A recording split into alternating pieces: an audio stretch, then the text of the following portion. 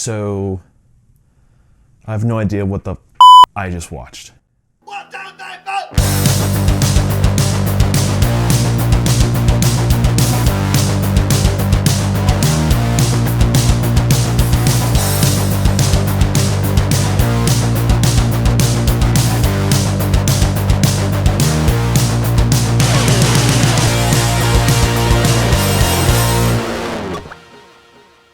Today we are reviewing Midsommar. Just got back from the movies, had a little time to think about it, stir on it. I still don't really know what the hell I think. The movie is written and directed by Ari Aster. He also wrote and directed Hereditary, which I really, really like. Now let me just get this out of the way. I really liked Hereditary. Now I'm not a huge horror guy. Now the reason because of that is because I hate jump scares. Above anything else, I freaking hate jump scares. Everything else about horror movies I really like. I heard this was different, and I can't help but feel a little disappointed.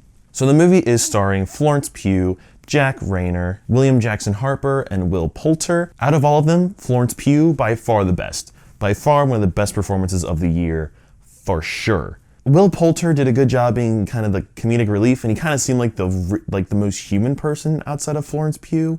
He was kind of like, yo, like, what the f***? Like, what is happening? The rest of them, I just didn't really believe them at all. Oh, would you look at that? It's my cat. Say hi, Cooper. They all just kind of like these traumatizing, life-changing things happen to them, and they're just kind of like, yo, bro, what about that thesis though? Like they argue about the stupidest things when it's like, do you know what you just saw happen? Now that kind of bakes into what I feel about this whole movie. So the first half, the first 2/3, really good. Really appreciate it, beautifully shot. So many cool angles and cuts that they make and edits. Every time I looked over and my girlfriend was just like, oh, that was nice. And throughout the entire movie, one thing I gotta give Aster props, he did this in Hereditary, but it's like, man, when he wants to show you some disturbing, violent things, he just shows it. You know, someone's about to get their head bashed in, that head's getting smashed in, and he wants you to see it. And he will jump cut to it out of nowhere when you least expect it to. So there are some very disturbing images in this movie that will stay with you. This movie's 2.5 hours long, way too long for this movie, by the way. This movie did not need to be this long. The first hour and 45 minutes or so, hour and a half, I was in. Oh, totally forgot to mention the story. Basically, there's this girl, she has a shitty boyfriend. Shitty boyfriend and all his friends are going to Sweden with their foreign exchange friend for this big festival that his family has, and shitty boyfriend feels bad because something happens to his girlfriend. And so he's like, yo, you should come with me. And then they go to this big cult in the middle of Sweden out of nowhere, and shit goes down. But then the third act, in Hereditary, the pacing was perfect. We built up and up and up, and then the last 10 to 15 minutes were just batshit crazy. And it made sense. It kind of made sense. You could go back through the movie and it all made sense again. I feel like the third act really, really bombed for me. There's this one really crazy ceremonial scene, and I really, really wanted to not laugh at it, but it was so ridiculous that my entire theater was bursting out laughing. It was like, this is the penultimate, this is one of the biggest things that this movie has been building up to.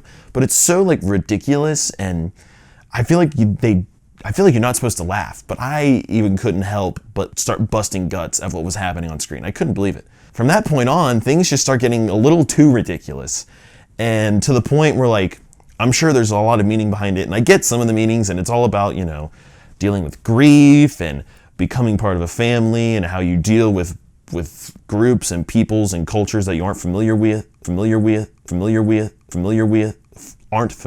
The third act kind of just forgets the characters. We don't really get any plot progression. It kind of just throws it all out the window, and it's here's just some really weird, shocking stuff. I enjoy when movies leave you hanging, don't explain things, want you to kind of figure it out. But this just felt well, I don't need, why did any of that happen? What was the point? I get the point. I get the character arc of our main character. I understand. Outside of that, it kind of felt like a presumptuous, we're gonna make this so weird and shocking that it doesn't make any sense, and it's good because of that. And for me, it's not.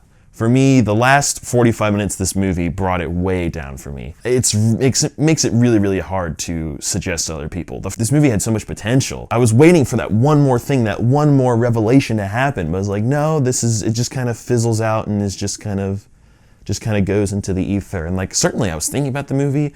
I wanted to read more about it. I wanted to try and understand some more things that I might have missed. And there certainly are. I love how Aster does that. He slips these little things throughout the whole movie, little symbolisms and straight up paintings that just explain major points of the movie that if you don't kind of look at it and understand it, you could go right over your head. So I really appreciate the way he makes movies. He's a fantastic filmmaker.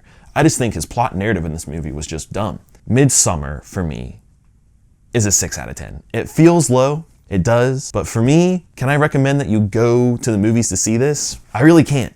I kind of feel bad for dragging all my friends to go see it. It's definitely an experience to be had. It's definitely like, wow, that happened. I need to go see a therapist now.